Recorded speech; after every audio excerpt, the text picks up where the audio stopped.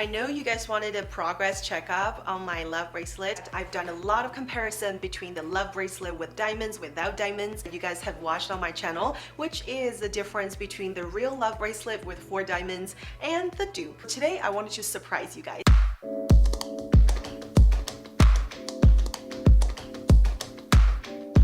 Hey guys, welcome back. Today's video is going to be an interesting one. You guys know that I own the iconic Love bracelet with 4 diamonds in rose gold. So I figured I had nothing to do with a fake one after I film it. Why don't I put it through a test and see how well it does after a period of time? I really made sure to put this piece through some real stress test, meaning wearing it 24/7, wearing it when I'm washing my hands, taking a shower, spraying my perfume on there, and also sometimes lotion, and most importantly, never take it off. So how does that stand and what's the update? Let me give you guys the tea right now.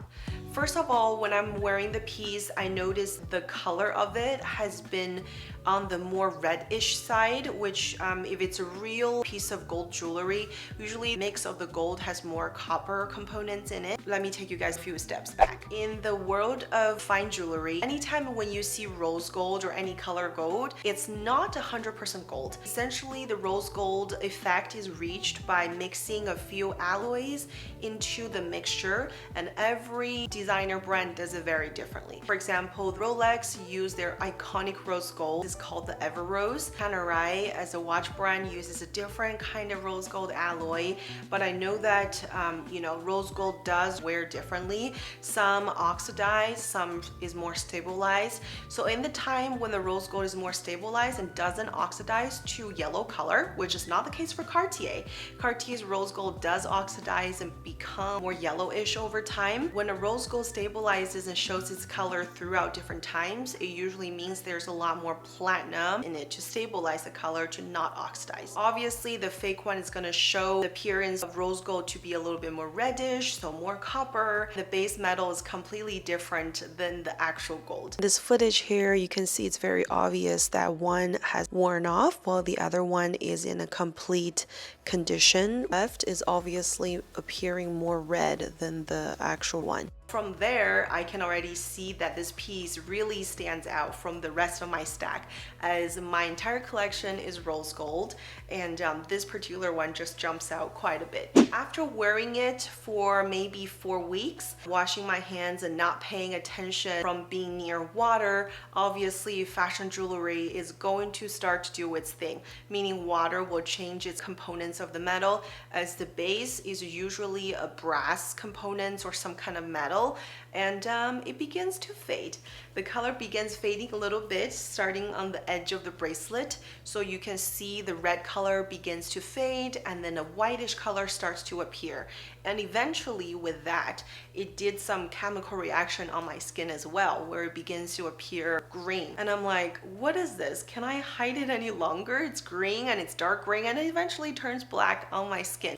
Here's another direct comparison between the two. The left is obviously the real gold, and the right, you can see from different angle, it kind of seemed like it has a light layer that's fainted, and then you can see the metal underneath. This tells you it's first of all not a real gold jewelry. Let's dissect this a little bit. I've placed them right next to each other, and then obviously the left side one looks more reddish and has a darker tone overall, and then when I zoom in, you can see the edges have already had the colors wrapped off. And this is one on the right, a little bit of a close-up for you. You can see it's still pretty complete, nothing faded on the edge or throughout the entire bracelet.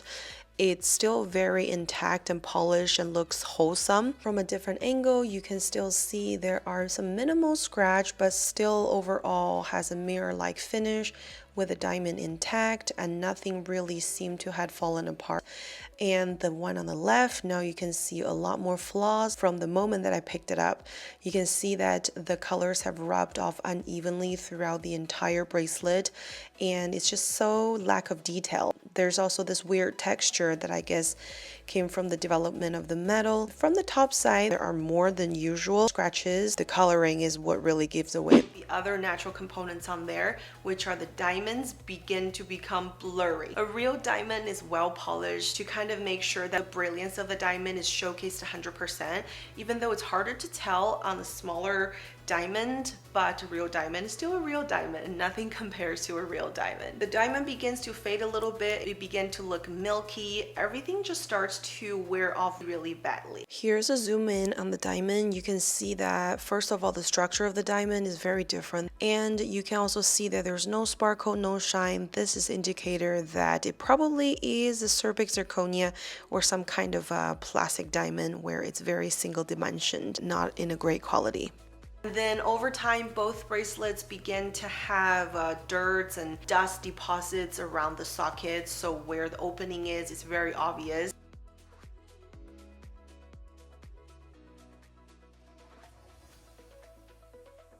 Goos and guns kind of stuck in there, and the right side is in great pristine condition. In this clip, you can probably see the diamond is really flat. There's no fire, there's no brilliance, nothing at all. The quality of this piece is now stripped to naked. You can see everything I've mentioned from previous, you know, the texture of the metal, the base, and you can even see the peel off and the color fading on the edges. There's just really nothing quality about this piece. A few weeks has really took the life completely out of this. At the end of the day, quality is really showed in all of the details. You can see on the authentic Love bracelet, all the corners and edges are polished very refinedly, and you have authentic gemstones in there as well. Another obvious part are the screws, and you can see that the fake one is completely covered in a coating and the real one is the real deal from inside out.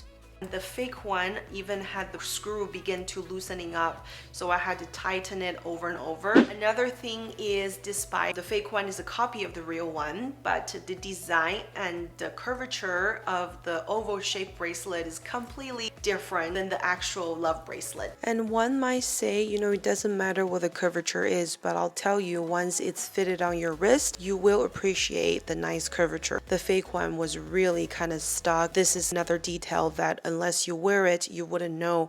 Meaning when you put them next to each other, the fake one is not flash to the real one. You guys know there are many people out there who owns multiple pieces and then they wear them as a stack. As long as they're the same size, every piece stacks perfectly flat with each other. But the fake one is not perfectly oval. And I don't know why, because in my commoner's opinion, I would think if you copy something, you probably create a mold that is exactly like the real one.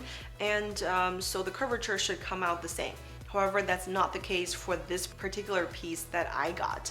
So you can tell right away that the fake one wears a little bit higher than the real one, and it's just not the real experience. To conclude, I don't think any of my friends really picked up that I'm not wearing the real one, so it's hard to trick people, because if you wear it amongst the things that you have, you can almost get away without people noticing it.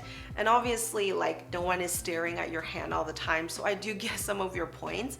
But in my opinion, this piece, after a few weeks, it's just never going to be used again. So you can also not repurpose it. I don't see the long-term investing value in it, meaning you cannot wear it. It's not stylish. It's not going to maintain its value. So to me, there's no point in continue wearing it. I hope this video answers a question to some of you who are interested to know how the fake one wears. None of it worked out for me, and I am all good. But I'm interested to see what you guys think, and is this the wearing process something that you would have expected? And if you haven't subscribed to the channel yet, on this channel I talk a lot about designer jewelry, and also I do reviews and unboxings, so make sure you click the subscribe button and give this video a thumbs up. I look forward to speaking to you guys on the next one. Thanks for tuning in. Take care, guys. Bye.